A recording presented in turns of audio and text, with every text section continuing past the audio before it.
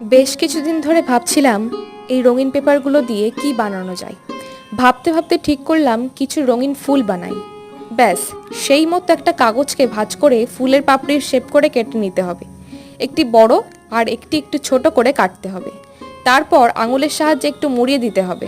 তারপর একটির ওপর একটি আঠা দিয়ে লাগিয়ে দিতে হবে। তারপর আরও একটি কাগজকে রাউন্ড শেপে কেটে নিতে হবে আর আঙুলের সাহায্যে মুড়িয়ে দিয়ে আঠা লাগিয়ে দিতে হবে। তারপর রাউন্ড শেপে কাটা কাগজটা পাপড়ির ওপর বসিয়ে দিলেই ফুল তৈরি। কিন্তু শুধু ফুল তৈরি করলেই তো হবে না, তার সাথে ফুলের ডাল ও পাতাও করতে হবে। একটি সবুজ চওড়া কাগজকে মুড়িয়ে নিলেই ডাল তৈরি, আর একটি সরু কাগজকে ভাঁজ করে পাতা শেপে কেটে নিলেই পাতা তৈরি। অনেকদিন আগে আমি আমার এই ফুলদানিটি বানানো তোমাদের সাথে শেয়ার করেছিলাম।